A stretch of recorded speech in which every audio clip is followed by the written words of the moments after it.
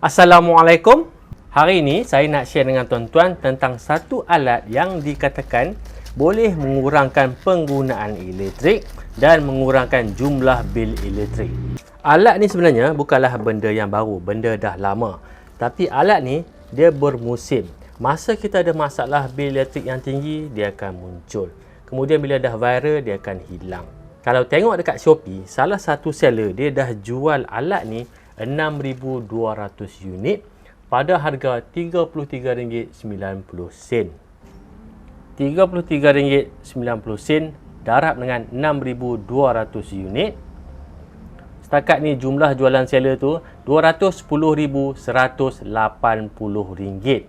Tapi persoalannya, adakah alat ni memang betul-betul berkesan dan dapat kurangkan bil elektrik kita? Jumlah jualan yang saya kira tadi tu baru daripada satu seller.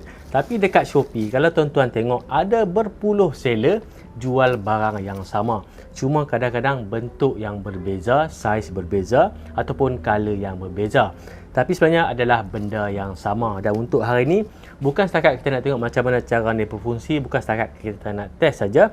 Kita akan tengok apa komponen sebenarnya yang ada dekat dalam alat ni. Dan adakah komponen tu boleh mengurangkan penggunaan elektrik dan menjimatkan bil elektrik.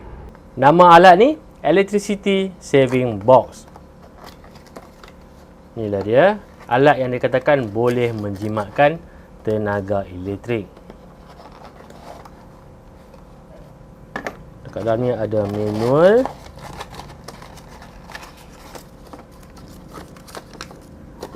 Dan kalau tengok dekat kotak ni pun ada benda-benda yang menarik perhatian, agak unik. Kejap lagi kita sentuh. Untuk kita test alat ni, ada 2-3 benda yang kita kena faham terlebih dahulu. Kita akan tengok jumlah penggunaan tenaga oleh peralatan elektrik dan saya akan share dengan tuan-tuan macam mana bil elektrik kita dikira. Dekat dalam tangki lobster ni kita ada water pump dan pump ni sama saja macam pump yang kita gunakan dekat akuarium. Untuk testing ni, benda pertama yang saya akan buat, kita akan tengok perbezaan penggunaan tenaga oleh pump ni tanpa alat tersebut dan selepas kita pasangkan alat tersebut.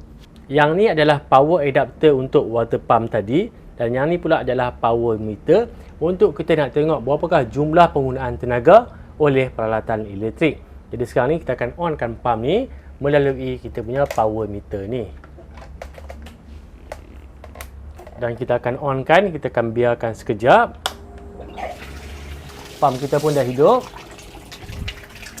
Dekat meter ni kita dah nampak penggunaan tenaga ataupun power 25 watt. Power factor 0.6. Current 0.17. Kita ambil 75 lah. Inilah bacaan yang kita dapat sebelum kita pasangkan alat tu. Power kita dapat 25 watt. Current 0.175 ampere. Power factor 0.6. Power pump tadi 25 watt. Dan katakanlah saya nak gunakan pump tu 24 jam sehari. Maksudnya setiap hari saya akan on selama 24 jam. Selama 30 hari ataupun sebulan. Jadi 25 watt darabkan dengan 24 jam sehari, kita akan dapat 600 watt hour. Sebab per watt hour? Sebab ni adalah jam. Ini contoh penggunaan selama 24 jam satu hari. Kalau tuan-tuan nak gunakan 12 jam, darablah dengan 12. Tapi untuk contoh ni saya nak gunakan selama 24 jam sehari. Jadi saya darab dengan 24, dapatlah 600 watt hour. Kemudian barulah kita darab pula dengan 30 hari. Ini adalah jumlah penggunaan tenaga untuk satu hari darabkan dengan 30. 600 watt hour satu hari. Kita darab dengan 30, kita akan dapat 18,000 watt hour sebulan. Ini adalah jumlah penggunaan tenaga elektrik oleh pump tu selama sebulan. 1000 watt hour bersamaan dengan 1 kilowatt. Jadi kita akan dapat 18 kilowatt hour sebulan. Bil elektrik dekat rumah kita ni dikira berdasarkan jumlah penggunaan dalam kilowatt hour. Tadi untuk pump tadi kita dapat sebulan kita gunakan 18 kilowatt hour. Dan untuk bil dekat rumah ni dah berada pada tarikh yang keempat dan harga untuk 1 kWh adalah 0.546. 18 kWh tadi kita darab dengan 0.546, kita akan dapat jumlah bil elektrik sebulan untuk pam tadi adalah RM9.82. Dan kalau saya ada 10 biji pam, RM9.82 ni darab dengan 10, kita akan dapat RM98 sebulan. Okey tuan-tuan, setakat ni kita dah buat test tanpa menggunakan alat ni. Jumlah tenaga yang kita perlukan sebulan untuk hidupkan pam tu adalah 18 kWh dan kos elektrik untuk pam tu adalah RM9.82. Jadi sepatutnya lah selepas kita pasangkan alat ni, dia mesti kena ada pengurangan. Yang pertama, dia akan kurangkan jumlah penggunaan tenaga dan secara langsung akan kurangkan kos ataupun akan kurangkan bil elektrik. Dia mesti kurang daripada RM9.82. Dan kalau tuan-tuan tanya berapa peratus pengurangan tu, yang tu memang susah nak jawab. Sebab untuk produk yang sama, ada seller claim boleh kurangkan 10%, ada yang 20%, ada yang 30% dan ada yang lagi berani, dia claim boleh kurangkan 90% penggunaan tenaga elektrik. Jadi untuk kita nak tahu sama ada betul ataupun tak alat ni boleh kurangkan penggunaan tenaga elektrik dan kos elektrik, kita akan cuba pula untuk hidupkan pam ni setelah kita pasangkan alat ni. Berdasarkan manual yang ada dalam kotak ni, untuk kita pasang alat ni memang sangat mudah. Kita cuma perlu pasangkan alat ni pada mana-mana soket yang ada dekat dalam rumah kita, kemudian kita onkan. Tapi berdasarkan komen-komen saya tengok dekat Shopee, ada juga yang komen negatif 1 star. Masalah dekat Shopee ni, komen-komen yang 5 star dia akan duduk ke atas, jadi orang akan nampak benda yang baik, yang positif saja. Tapi kalau tuan-tuan tengok dekat komen yang 1 star, komen-komen yang negatif, ada orang yang dia beli pasang langsung tak boleh on. Bagi saya yang tu okey, pasang tak boleh on, benda tu rosak. Tapi masalahnya ada juga yang beli pasang terus terbakar pun ada. Ada yang juga selepas 3-4 jam pasang, alat ni terbakar. Jadi sekarang ni nak tak nak, untuk kita cuba, untuk kita test, saya kena pasangkan juga. Okey, sebelum kita onkan alat ni, berbalik tentang komen 5 star dekat Shopee tadi tu, sebenarnya menjadi satu masalah. Bila kita nak beli barang dekat Shopee, kita tengok alat tu, dia punya komen 5 star, dan sebenarnya rating yang dia bagi 5 star tu bukanlah berdasarkan kualiti alat yang dibeli, tapi kualiti dari segi proses pembelian. Seller cepat hantar, kemudian barang sampai dalam keadaan baik, tapi barang tu belum sempat test lagi. Lebih-lebih lagi untuk peralatan yang macam ni, kalau pengguna yang biasa, dia beli, dia pasang, mungkin selepas sebulan ataupun 2 bulan baru dia akan nampak kesan sama ada benda ni betul-betul berguna ataupun tak. Dan bagi saya sendiri pun, sekarang ni bila nak beli barang dekat Shopee, dia ada banyak masalah. Kadang-kadang orang, dia dah jadi satu kebiasaan, bila dia beli barang, dia kena bagi rating 5 star, 2 star. Tapi barang tu dia belum sempat test lagi. Dan ada kadang-kadang hantar gambar ataupun video yang tak ada kaitan dengan barang yang dia beli. Dia review itu sebenarnya adalah untuk kita share pengalaman kita dengan barang yang kita beli tu, bukanlah pengalaman kita membeli barang tersebut. Soal barang lambat sampai, barang cepat sampai itu bergantung pada lokasi kita, dekat mana kita duduk. Ada setengah kawasan, kurier cepat, barang cepat sampai. Dan kita pun bila nak beli barang, kita tak nak tahu pun pasal barang cepat sampai ke, barang tu lambat sampai ke. Yang penting kita nak tahu adalah kualiti barang tu, adakah barang tu berkualiti, adakah barang tu memang boleh digunakan. Sama juga dengan kes alat ni, komen memang banyak komen yang positif, benda baru sampai, belum guna lagi, dah komen 5 star. Setakat ni nampak macam okey, lampu LED tu kedua-duanya menyala. Ada setengah orang dia beli lampu langsung tak menyala, ada yang menyala satu, ada yang tak menyala langsung. Kalau menyala kedua-dua ni nampak okey lah. Saya akan onkan pam ni, kita biarkan dulu biar dia running supaya dia lebih stabil, kemudian baru kita akan tengok bacaan.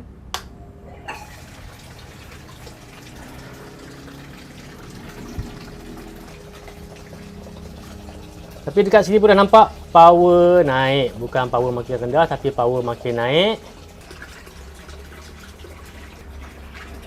Okey, selepas kita pasangkan alat ni, power 26 watt. Power factor lebih kurang sama. Dan frekuensi dah ada gangguan. Frekuensi sekarang 49.9 Hz. Sepatutnya adalah 50 Hz. Dan yang penting current sekarang ni 0.181. Okey tuan-tuan, inilah hasil selepas kita pasang alat yang dikatakan menjimatkan penggunaan elektrik dan boleh menurunkan bil elektrik kita. Selepas kita pasang, power dah naik kepada 26 watt. Tentang power factor ni saya tak nak cover dalam video ni sebab bagi saya tentang power factor ni agak complicated bagi kebanyakan orang. Kecuali kalau tuan-tuan minat tentang sistem kuasa solar. Dan tentang power factor ni saya pernah ceritakan juga dalam tutorial tentang sistem kuasa solar. Untuk ni kita abaikan power factor. Yang penting dekat sini kita tengok power dah naik kepada 26 watt, current pun naik.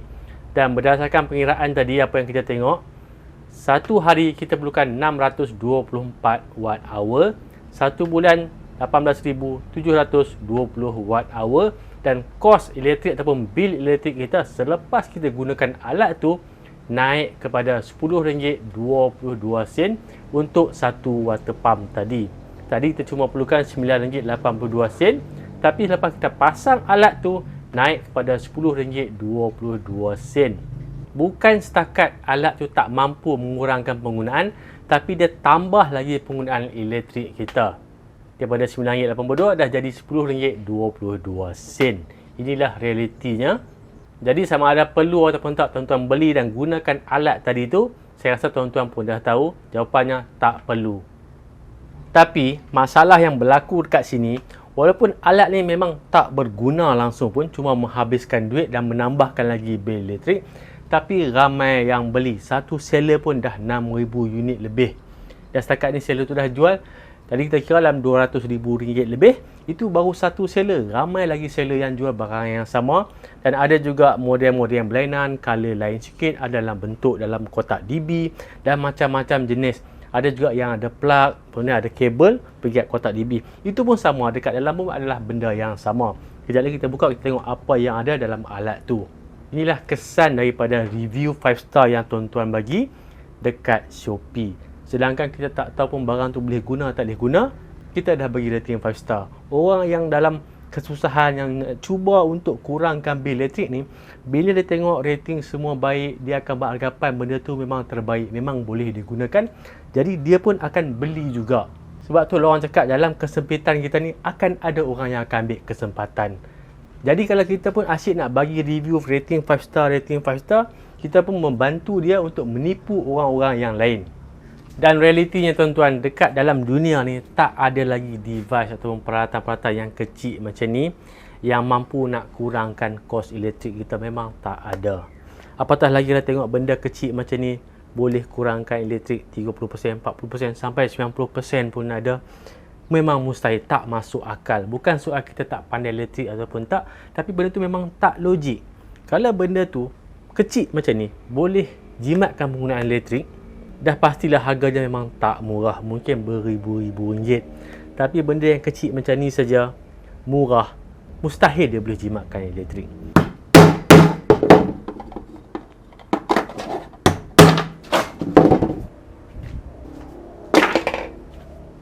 Dekat dalam alat ni cuma ada passive component saja. Yang ni adalah kapasitor, LED dan juga resistor. Kapasitor ni sama dengan kapasitor yang ada dekat dalam kipas angin ataupun kipas siling kita tu. Bila kipas kita tak laju, kita akan tukar kapasitor.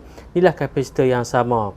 Dan kapasitor ni adalah komponen yang pasif. Dia tak mampu nak jana elektrik.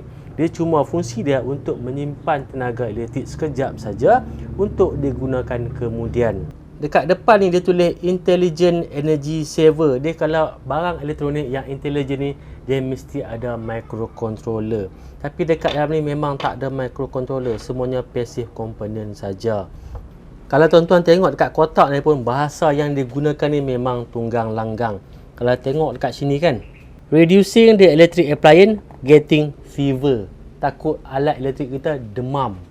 Tuan-tuan pun boleh tengok sendiri, adakah ini peralatan yang kita panggil sebagai peralatan yang intelijen yang mampu nak kurangkan kos elektrik kita.